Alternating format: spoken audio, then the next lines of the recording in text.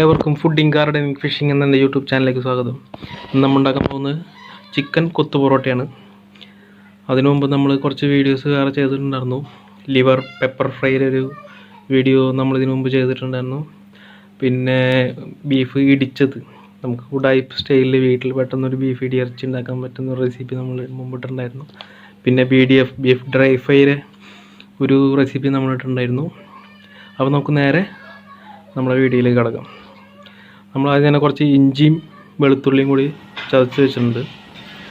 പിന്നെ നമ്മൾ കൊത്തു പൊറോട്ടയ്ക്ക് ആവശ്യമായ കാബേജ്, ക്യാരറ്റ്, പച്ചമുളക്, ഉണക്കമുളക്, 2-3 സവാള, കറിവേപ്പില, അതൊക്കെ നമ്മൾ ചെറുതാക്കി ചോപ്പ് ചെയ്ത് വെച്ചിട്ടുണ്ട്.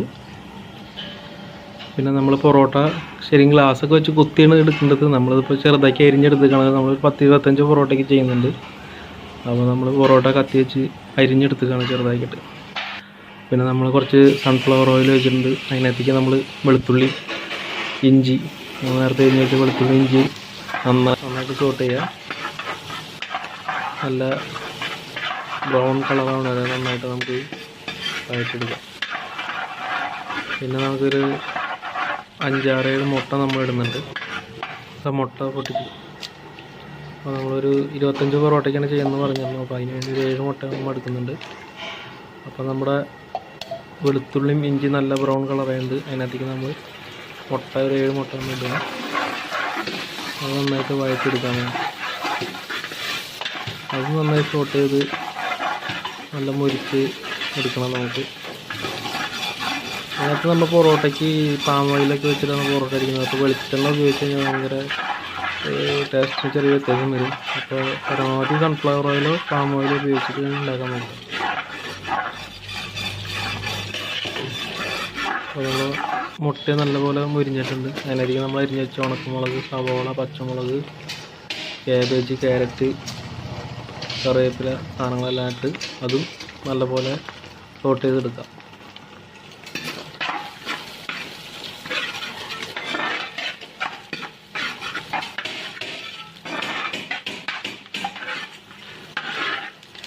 നമ്മളെല്ലാം ചെറുതാക്കി അരിഞ്ഞിട്ടാണ് എടുക്കുന്നുണ്ട്. നമ്മുടെ തോരനൊക്കെ കട്ട് ചെയ്യുന്ന പോലെ.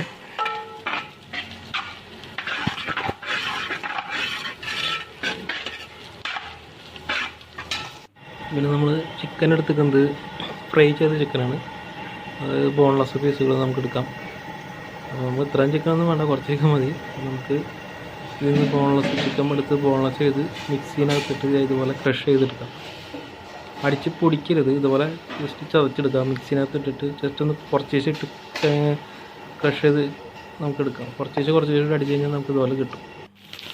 അപ്പോൾ നമ്മുടെ കാബേജും പച്ചക്കറി വെജിറ്റബിൾസ് എല്ലാം നന്നായി സോട്ടേ വന്നിട്ടുണ്ട്. അപ്പോൾ ഞങ്ങൾക്ക് മസാല ഇടാം. കുറച്ച് മുളക് പൊടി ഇടാണ്, കുറച്ച് മഞ്ഞൾപ്പൊടി ഇടുന്നുണ്ട്, കുറച്ച് ഗരം മസാല ഇടുന്നുണ്ട്, കുറച്ച് മീറ്റ് മസാല ഇടുന്നുണ്ട്,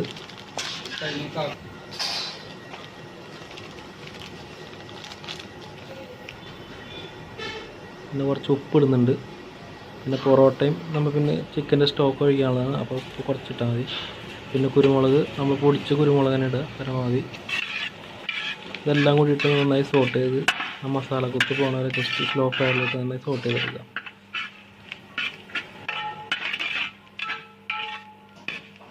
നന്നായി സോട്ട് ചെയ്ത മസാല സോട്ട് അതിനകത്തേക്ക് നമ്മൾ നേരത്തെ ഫ്രഷ് ചെയ്ത് വെച്ച് ചിക്കനോട് ഇടുന്നുണ്ട്. ചെയ്യുന്ന സമയത്ത് നമുക്ക് കുറച്ച് ചെയ്യണ സമയത്ത് നമുക്ക് നല്ല ഒരു വക്കുള്ള ഗ്ലാസ് വെച്ചിട്ട് കുത്തി പൊടിച്ചാൽ നല്ല ടേസ്റ്റ് ഉണ്ടാവും.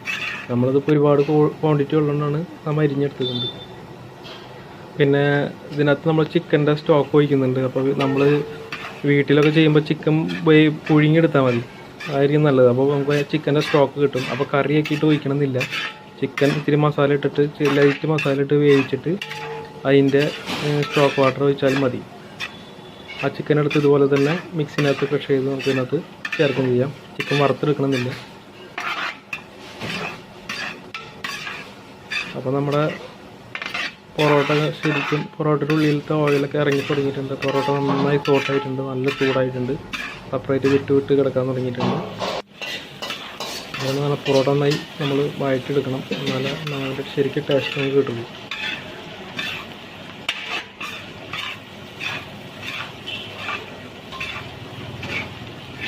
നല്ല കളർ കേട്ടോ. ഇതാണ് ശരിക്കും കളർ വരുന്നത്. നമ്മൾ ലൈറ്റിൻ്റെ പ്രശ്നങ്ങളുണ്ട്, കളർ അങ്ങോട്ടും ഇങ്ങോട്ടും മാറും.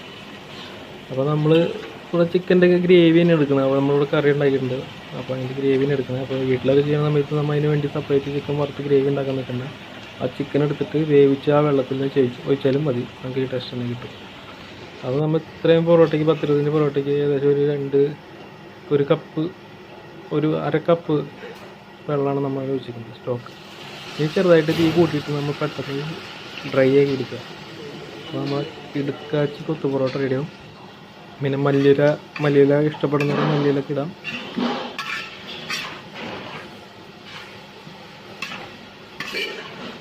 ചൂടടിച്ച് ക്യാമറയുടെ ഗ്ലാസ് കിട്ടും.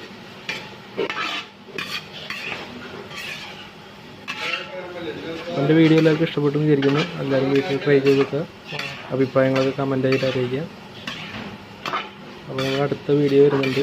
നമ്മൾ ഇതിൻ്റെ അടുത്ത് ചെറിയൊരു പാടത്തെ ചെറിയ വിശേഷങ്ങളൊക്കെ ആയിട്ട് നമുക്ക് കാണാം. നാളെ ഉണ്ടാവില്ലായിരിക്കും അല്ലേ?